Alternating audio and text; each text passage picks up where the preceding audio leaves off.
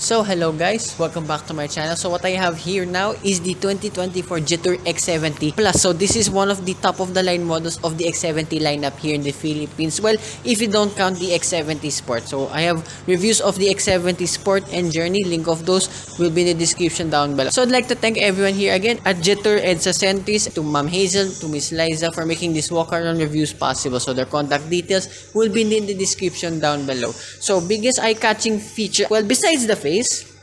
Well, why did this car lock itself again? Oh, come on. There you go.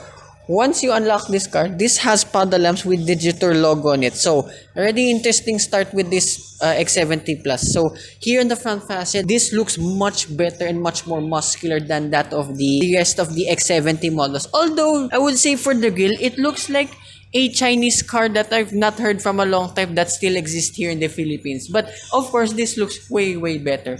And the ground clearance remains the same like with all X70 models. This one stands at 214 millimeters. I know that for sure because right beside this X70 Plus is the Journey, and as you can see, they are exactly the same. So you get a lot more chrome here now on the front fascia, and I love your LED fog lamps over here. There are 4 pieces, and as well you have LED lights all around, as well 2 in-ear repeaters, and then here on the side profile, surprisingly, unlike with the X70 Sport, these are running on 20-inch wheels. Still impressive nevertheless, but it's kind of weird that the top spec model has smaller wheels than the near middle trim. Anyways, you get a fake side vent over here, but that's fine. That's the only fakery I found with this X70. And then you get cladding all around, hence this being an MPV crossover. But what I like now with the addition of this X70 Plus, there's chrome here down below along with your Jetour logo. And then here at the rear, so sorry again, it's a tight space here in the showroom. So at the rear, looks much better now than the rest of the X70 lineup. And I like to, with the LED lights, it is just literally almost one whole piece. Kind of reminds me of the Audi Q8 for some reason though. Well, I'll not forgive though is the fake quad exhaust at the rear. I mean, why though? And then here's your rear exhaust down below. And the boot space is exactly the same too, like with the rest of the X70 lineup. So with all of the seats up, you have 94 liters. With the third row down, you have 1,260 liters. And finally, with all of the seats down, you have 1,680 liters. Hiring this all new X70 Plus, well, it's not like with the rest of the X70 variants too. Ouch.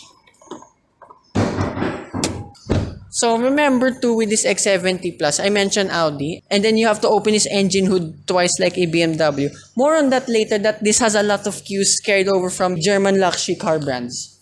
So, speaking of, I literally forgot, I was looking for the latch here. So this has guts, that's the only one to in the entire X70 lineup. So this one is powered by a 1.5 liter turbocharged 4-cylinder engine that produces 156 horsepower and 230 Newton meters of torque. So the numbers sound familiar, right? So because this drive time is exactly the same like with the Jetour dashing, even with the 6-speed wet type dual clutch transmission. So it could be more or less the same driving dynamics, but I will not give a full verdict since I've yet to drive this, given to with the amount of reviews I've watched with this vehicle too. So yet again, hopefully there will be a test drive of this very soon. So that's about it here too with the engine of this X70 Plus. Let's check out the interior.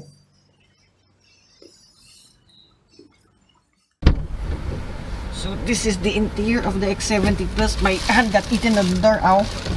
So why did I mention too with the German luxury brands? So here in the door card, of course, the materials here are all lovely. So you get squeegee materials over here, leather soft pads for your elbow, and then you have electronic adjustments here for the seat. That's similar now to Mercedes. Very interesting design cues taken all over from the German side of things. But hey, at least they're all good anyways. So this is the interior of the X70 Plus. So this is probably, in my opinion, the best interior of any Jetour. I found the dashing simple yet, but it's overcomplicated. But for this X70 Plus, it's literally perfect. Everything's combined with what? All of that high-tech stuff and then some old school stuff here down below. So here, the highlights of this X70 Plus are this 10.2-inch screen. So here for your digital instrument cluster. So pretty interesting layout too. And then here on the right side, another 10.2-inch screen. This time for your infotainment system. But at least there's that carbon mirroring function. And then here you have your top-down 360-degree camera. Okay, the resolution is okay, but at least there is, and then there's a lot more modes you can do too. So here in the center console itself, so there's that brushed aluminum plastic material thing, but at least it's pleasing to the eyes.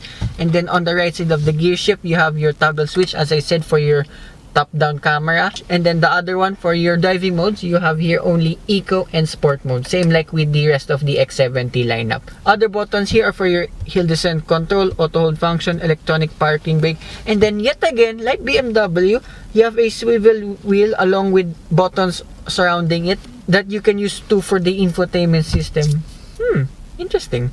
So to beside, you have two cup holders along with a charging pad for your key, and then here in front you have a 12-volt socket, two USB ports, and a wireless charging pad. Literally fits my phone perfectly. And then here on the left side of the dashboard, you have a leather pad yet again. And then further down below, you have one blank button only, but at least it's just one. And then here in the steering wheel, okay, feels a little bit better than the X70 Sport, but same controls here. You have your phone connectivity and volume adjustments on the left side, and on the right side you have your instrument cluster adjustments and cruise control functions too. Here too in the dashboard, you have that leather pad that stretches all the way to the right side. It's so pleasing and it's so nice to the touch. Even above here, it's all squeegee material compared to the Journey, but anyway, that's a base model. You have this very nice engine start-stop button that illuminates too, and then further down the infotainment system. Actually, the infotainment system, as you can see in the shot, it's not totally centered. It's a little bit more driver oriented. So anyways, below that you have 3 air conditioning vents along with your air conditioning controls. Oh, I'm done here already. And then here you have your center console box. The space is decent, and then you have your cooling function just inside. And then what else? Glove box. Okay, pretty decent. And then above here you have your sunglasses holder, LED lights, then sun visor, vanity mirror with light. The light here is exactly the same too, like in the Jetour dashing. I don't know, extend sadly. Oh yeah, I forgot to, you have panoramic sunroof control buttons here too, so I don't open it because I wasn't allowed to. So the seats here looks and feels exactly the same like with the X70 Sport. I mean, bolstering a lot actually, surprisingly. And like what I said earlier, the adjustments are right here on the door card itself. So yeah, that's pretty much here in front of this X70 Plus. Let's check out the second and third row. While you may have electronic adjustments for the driver's seat, sadly on the passenger side it's manually adjusted. But I found as well there's 2 net storages in either side of the center console box. So here in the rear door card, it's exactly the same like the one in front. There's that ambient light yet again. Same material, squeegee here, and then leather soft pads for your elbow. So surprisingly here the space is exactly the same like with the X70 Sport. So feet room, knee room, and headroom despite the panoramic sunroof. It's excellent throughout. Nothing to complain about. So here behind both front seats, you have 3 map pockets on either side. I haven't seen that in any SUV in quite some time. So the seats here too, exactly the same. It's leather, and then sitting here is pretty soft too. And then here in the middle, you have 2 air conditioning vents along with the cubby space. And then way further down, you have an extra cubby space. I was expecting cup holders. Oh yeah, speaking of, since this now being the top of the line variant, this does not have a central armrest at all. So you only depending on the door card since these have cup holders on either side. But that's pretty much it. There's nothing here in the middle, which I expected. Very, very weird that I don't know why they didn't add a central armrest here anymore. Which is a little bit of a bummer for me, to be honest. And if I sit here in the middle, like with all X70s, there's no transmission tunnel. Put your feet wherever you want. And going to the third row is exactly the same too. Just watch out for this rear seat, how they fold. It's pretty fast and heavy. Ouch! So going to the rear, yeah, it's the same issue like with all X70s. But then again, it's not so bad. So space here, pretty much the same too with my feet room and then my knee room, headroom, just enough. So kids and small adults will be perfect here in the third row. So not much toys here in the rear. So unlike with the X70 Sport and Journey, you only have 1 cup holder here on the left side. At least there's another one on the right side. And 2, you have a 12-volt socket here on the left side. So I think I made the mistake that I said the X70 Sport's 12-volt socket is located on the right side. And seatbelt holder, And yeah, that's pretty much it here with this X70 Plus. So for the cost of all of this one stands at 1,499,000 pesos. So this is by far the most expensive Jetour in the entire lineup. However though, I would say you're getting a lot for your money. I mean, with the tech and everything here, yes, there are small flaws with this, example only like with the central armrest here for the second row, and oh yeah, that's pretty much it. Yeah, that's the only issue I found with this X70 Plus. But still, I would really want to drive this and see how this compares, since this now is mated to a dual clutch transmission. So as well, I have reviews here at Jetour Auto Centris. So with the Jetour Dashing, the X70 Sport, and a walk-around tour that I just finished, the X70 Journey. That's the one I would take home actually. So that concludes my walk-around review of this X70 Plus. So I'd like to thank again everyone here at Jetour Auto Centris, Ma'am Hazel, and to Miss Liza for making this walk-around review possible. So test drive of this hopefully coming soon.